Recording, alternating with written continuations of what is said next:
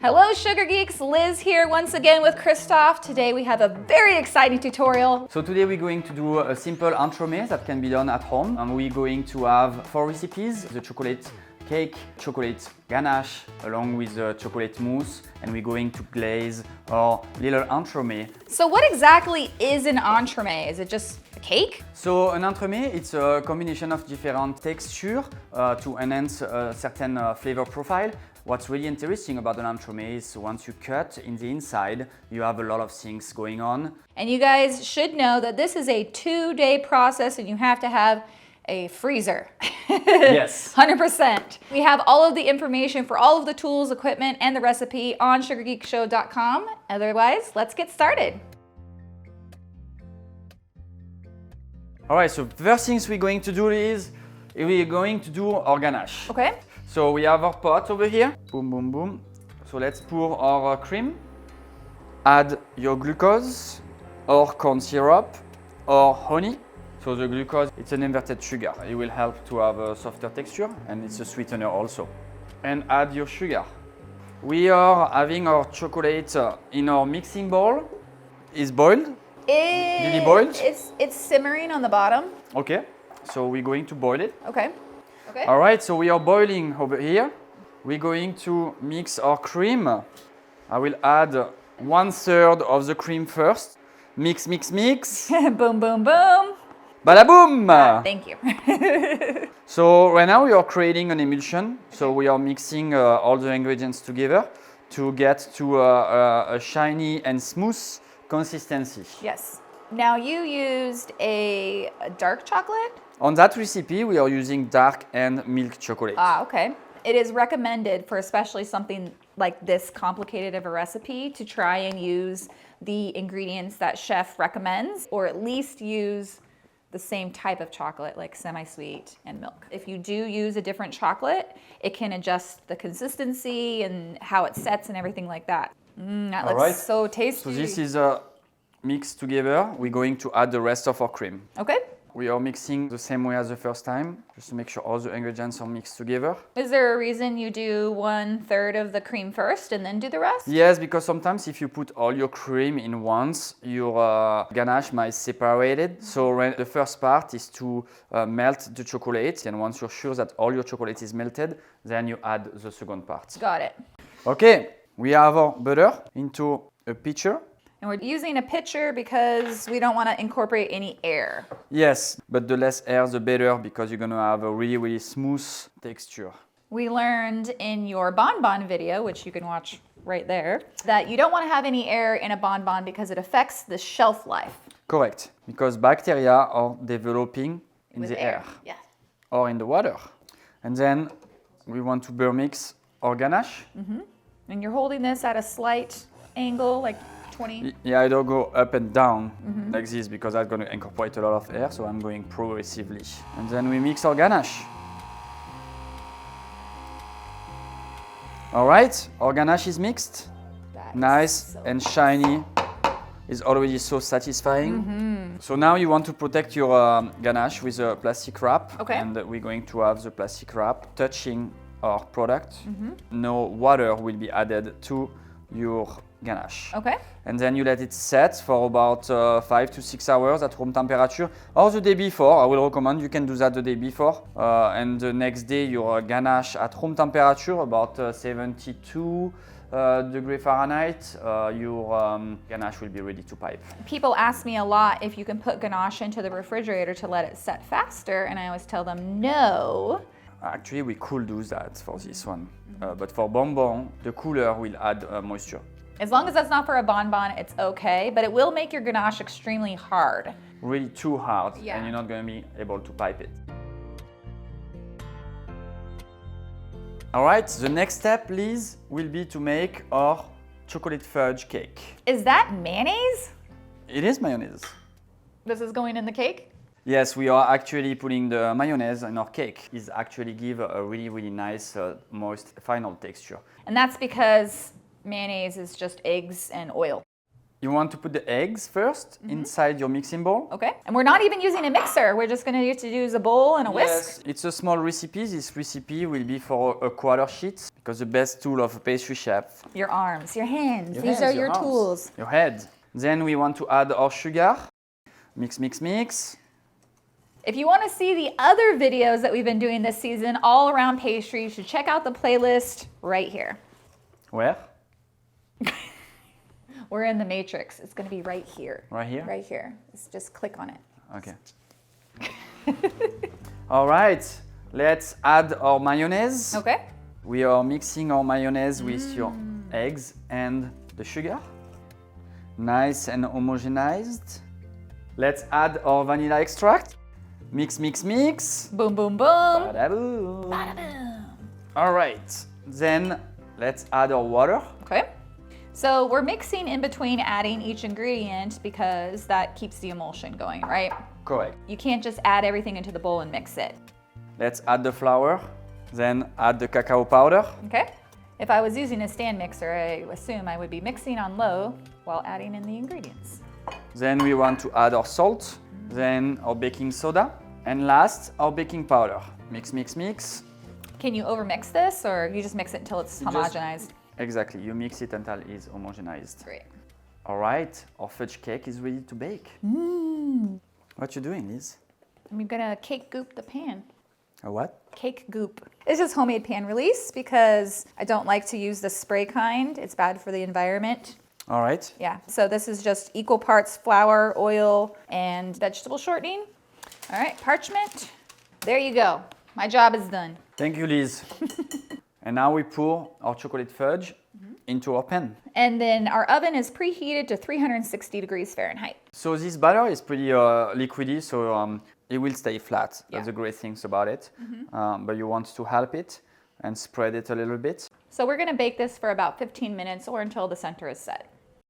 All right, our chocolate cake is set on top, so we can take it out and let it cool down before we freeze it. Christophe, our cake is cooled down, so All right. we're gonna put this in the freezer. Let's unmold from the sheet-pan. Boop. Nice. Then we wrap it and put it in a freezer. I will freeze it for a couple hours, 2 to 3 hours. Okay.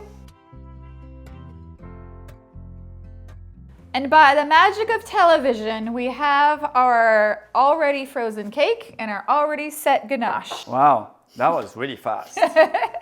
Now this is way more cake than we're actually going to be using for this entremet, but you could put this back into the freezer. Yes, and you can keep for a month Yes. if it's well wrapped. So over here we have our rings that we are going to build our entremet into. What's important is to cut your sponge a little bit smaller diameter than your actual ring. And we're going to do what we call building upside down our entremet. Okay. So we're going to have our mousse on the bottom and our insert will be cake and piped ganache. This ring is 3 inches by 2 inches and the cutter is 2.5 inches. I would recommend to use the size that Christophe's using, but once you get this down, you can adjust the sizes to whatever size cake you want to make. So how tall do these little pieces of cake need to be? So right now I'm looking at about 25% of the hair of the cake. So about a 1/2 inch tall. And you're talking in percentages, which I am not used to speaking in, but you're saying 25% because that has to do with the balance of texture, correct? Yes, balance of texture and taste. How many layers should an entremet be? The layer of an entremet will be depending on your preferences, and you could have an entremet with only 3 layers, but you could also have an entremet with 4 or 5 layers. You can bring a crispy, a crunchy inside. You can have some fresh fruits. The goal is for it to be balanced. So now we are going to pipe our ganache in the center of our cake. We have our piping bag with our round tip. That's an 809 tip. A little tip to avoid your product to leak. I will just take the plastic and go inside our tip. To hold the piping bag, you are wrapping your piping bag around your hand, and you want to have a kind of a half sphere shape with your index and your thumb. Look at this ganache. You just put that right in my mouth. Beautiful. So to hold the piping bag, you're going to pinch your piping bag with your thumb and index, and then you want to twist your piping bag, remove the extra plastic, and continue to twist until it is tight. Your right hand will be the pushing hand and the left hand will be the guide.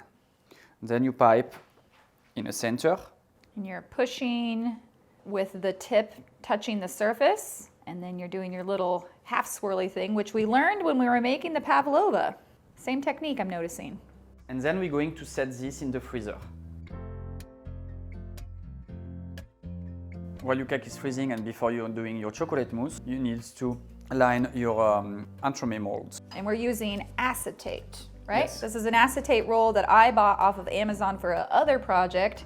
So therefore it is not the correct height. So we're gonna trim it. Yes. Because it needs to be like exactly this size. Correct. It's okay if your acetate has a little bit of overlap, so I'd recommend to make it about 2 inches by 9 1/4.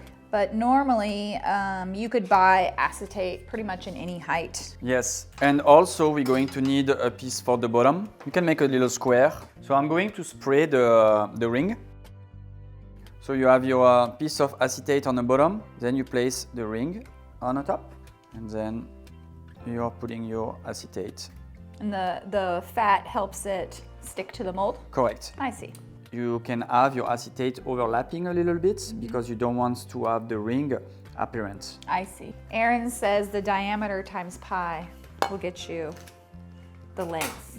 What kind of pie? Cherry pie. Just so you guys know, this recipe actually makes 6, but I could only find 5. Now that our rings are lined up with acetate, it's about time to make the chocolate mousse.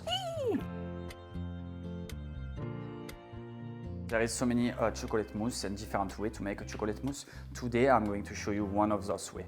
So we have 3 main bases inside our chocolate mousse. The first one will be the pâte à bombe, the second one will be the ganache, and the third one will be the whipped cream. All right, so I'm gonna whip the cream while you are making the ganache, yes? Yes. So to do the ganache, we are pouring our cream and bring it to a boil. Okay, our cream is boiling. So we're going to add 1/3 of the cream, and then you mix the cream with the chocolate until all the chocolate is melted. And then you add a little bit of cream. We're going to do in 3 times today, just to ensure a proper emulsion. And finally, our last part of cream. All right, our ganache is ready. Okay, is this, You want to whip it a little bit more okay? until it's not firm, but a little stable, a little bit more. Okay, there we go. Nice soft peaks. All right, so we have our whipped cream and our chocolate ganache. We're going to reserve it on the side Okay. and make our pâte à bombe. All right, so in order to do our pâte à bombe, we're going to have the water and sugar mixed together. So we want to cook the sugar at 244 Fahrenheit. All right, we are at 244. So once you reach the temperature of 244, you can pour it little by little on the side of the bowl. You can just keep going all the way through. Okay, so similar to doing Italian meringue. Correct, little by little. And now you whipped your egg yolk until the volume has doubled. For anybody who's new to this, ribbon stage is when your egg mixture is so voluminous, it makes a ribbon coming off of the beaters and kind of sits on top of the surface a little bit. All right, Liz, our pâte à bombe is ready.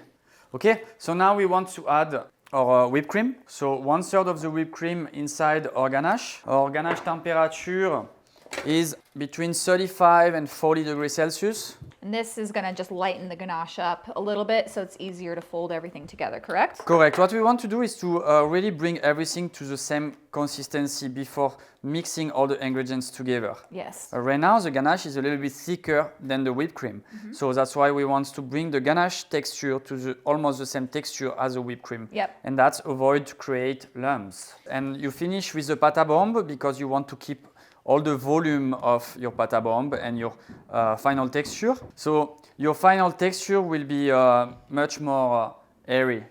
All right. Once our whipped cream and our ganache are combined together, I will add the pâte à bombe.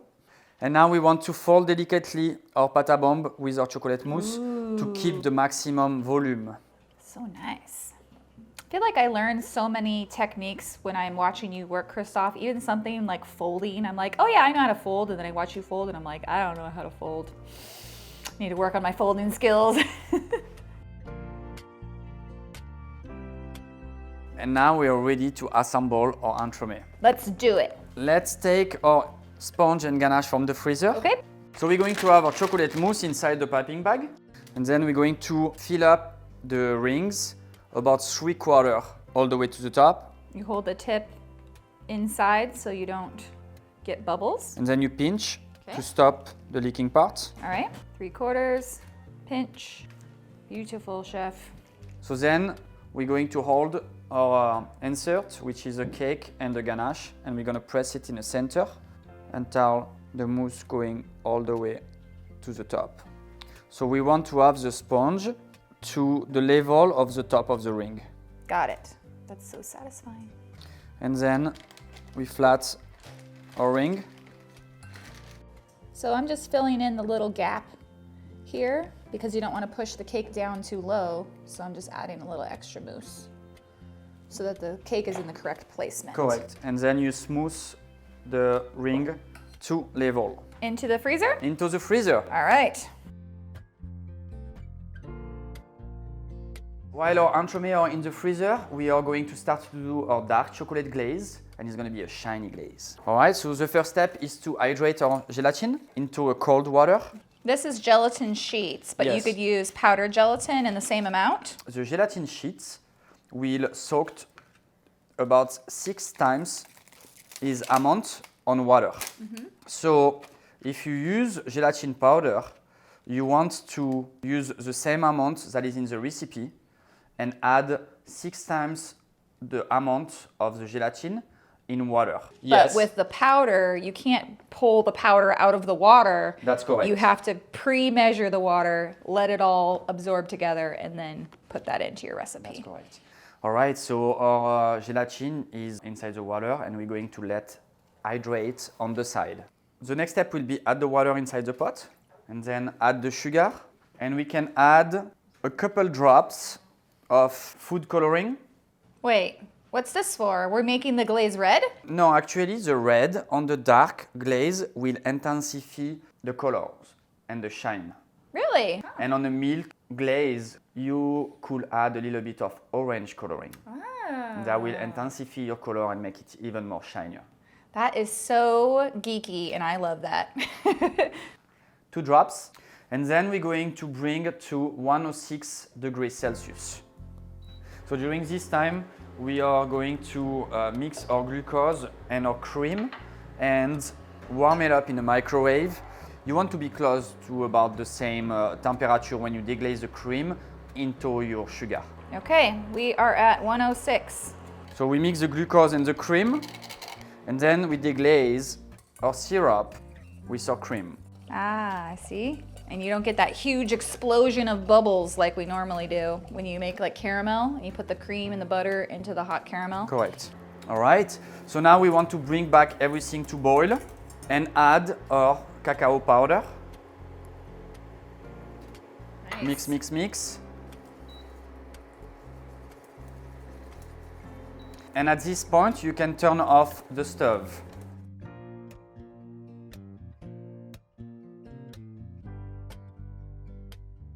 C'est bon? Okay, let's put this on the side. And then we're going to take our gelatin and remove the excess of water.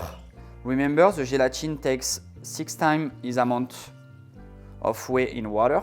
And we're going to put it on our pitcher. Very large measuring cup, tall and skinny is ideal so that we can use the Burr mix and not incorporate any bubbles. So now we are going to pour our mix of cream and cacao and sugar on the top of our gelatin. You can get this container at IKEA. It's my favorite measuring cup. And now we're going to Burr mix our glaze in order to mix all the ingredients together, remove all the bubbles, and our glaze will be shiny. I will just insert my Burr mixer sideways to avoid to trap any air It's all those little that things. might create bubbles. And then I'm going to go down the pitcher Okay. and start Burr mix it. Okay.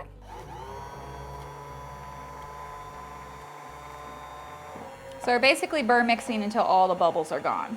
Correct. Can you hear the difference of the sound? I can. Diminishing. That means the bubble are getting up Ah. and are slowly disappearing.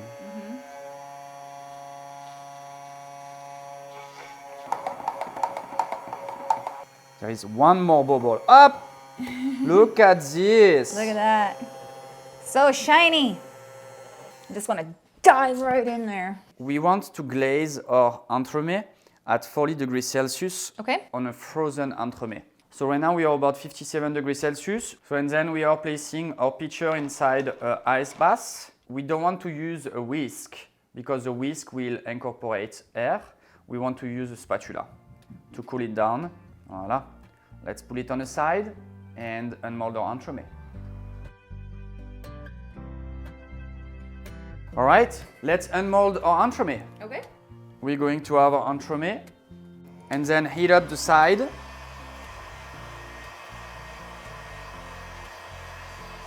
Of the ring.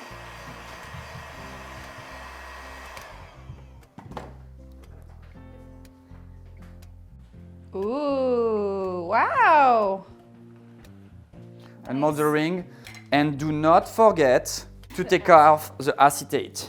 If anybody saw Amori's new show, you know that that happens.